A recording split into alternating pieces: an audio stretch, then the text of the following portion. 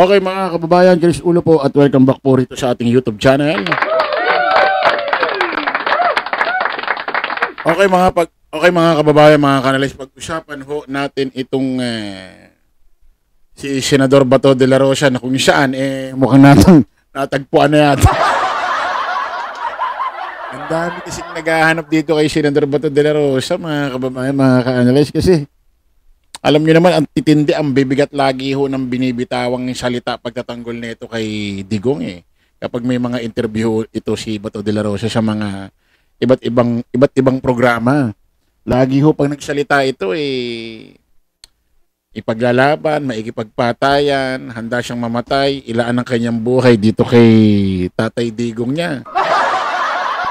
Pero simula ho kahapon, magkakasama pa nga ho ito sa Hong Kong. Ang nakakapagtaka, magmula ho nung inaresto ito ho si Tatay Digong niya doon sa airport dito sa Pilipinas, hanggang siya na-detain dito sa may Villamor Air Base, ito si Digong, hanggang sa isinakay ho doon sa eroplano, hanggang sa lumipad na papuntang Netherlands, doon sa may, ano ba ang pronunciation nun? Nudge? Hindi ho nakita man lang itong anino ho ni Bato de la Rosa. Ang nangyari? May kumakalat ho na larawan. May kumakalat ho larawan sa Facebook, mga kababayan, na kung saan si Bato de la Rosa titignan ho sa picture pa, nasa airport siya, may mga bagaheng katabi, nakasalampak sa semento. Sabi ho sa Facebook, mukha raw hindi umuwi si Bato de la Rosa sa Pilipinas, nagpaiwan yata sa Hong Kong, sinadya yatang nagpaiwan sa Hong Kong nung nalaman na may warrant na ito si Tatay Digong niya. Ayan ho yung kumakalat hong larawan. Anong nangyari sa'yo? Yung mga nakaraang video mo, make my day ka. Ano rin?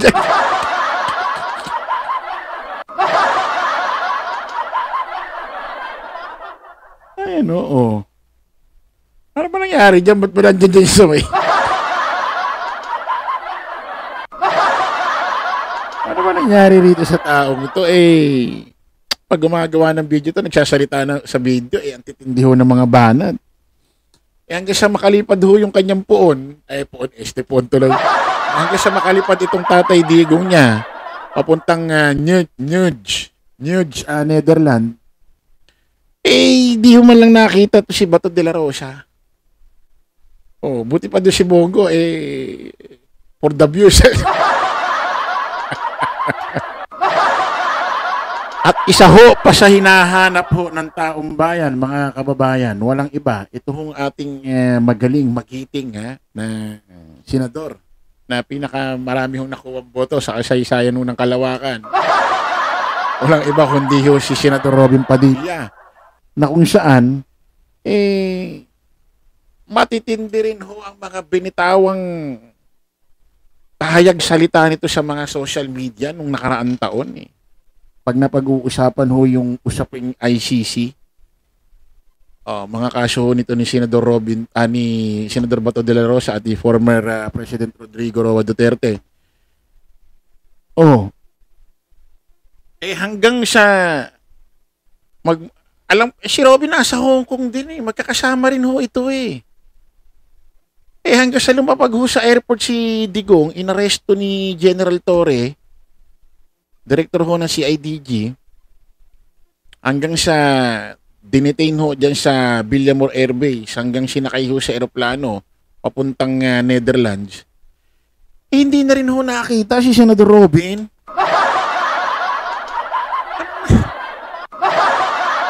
Ito ho yung matitindi magbigay ho ng pahayag na kung saan hindi nila iiwanan si Tatay Digong nila. Pero nung nangyari na ang ganitong eksena, magkulasan. Ano nangyari? Ito ho yung binibitawang Pahayag dati ni Senador Robin, no? March 30, 2023. Ito ang mahirap eh, yung magbibitaw ka ng salita, pangako, pagbibigay suporta, na akala mo eh hindi magaganap, mangyayari yung paparating na warrant ng ICC, yung pala magaganap pala talaga. Siguro hindi rin nila ine-expect eh.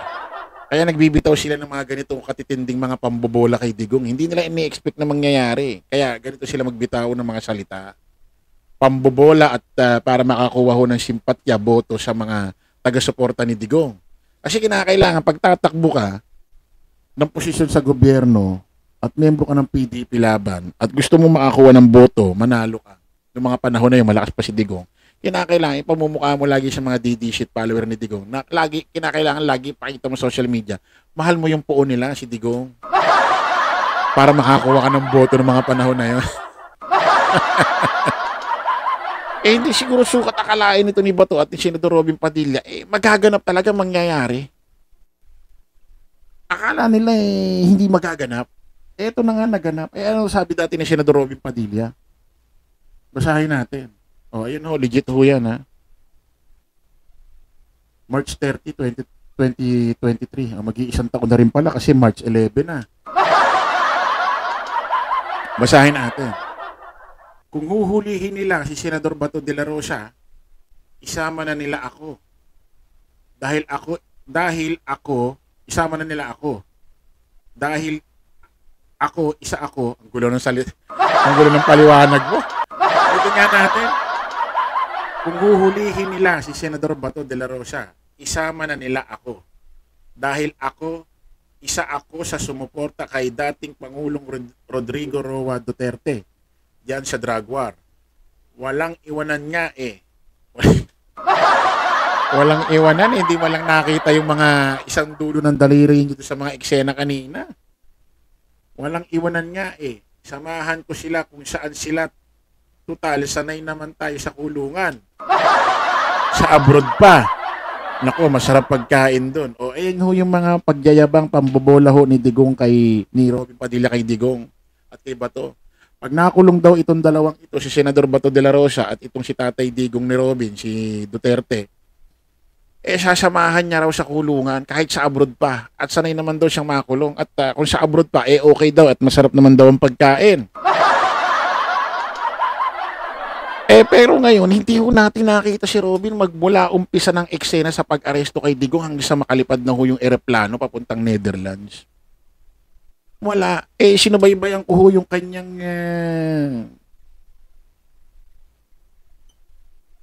FB, personal FB account. Oo. Ayan. Ito, legit ho yung kanyang FB page na yan. Oo. Tinignan ko. Eh, puro share-share lang ng mga video ni Digong. Share-share lang. Tapos walang mga caption, share-share lang. Meron lang dito mensahe niya kay Ginoong Pangulo.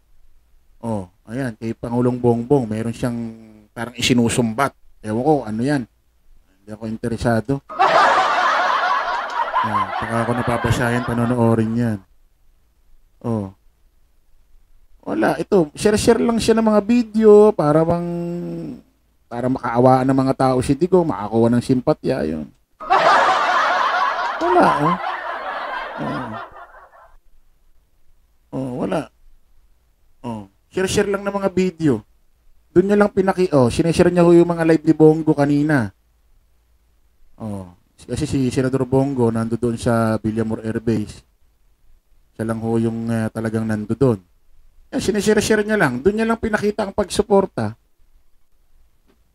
kay Digong. Oh.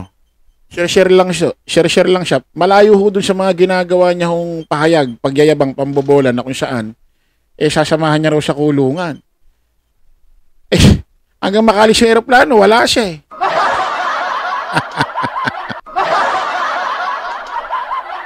Susge ata yan ang nangyari sa inyo.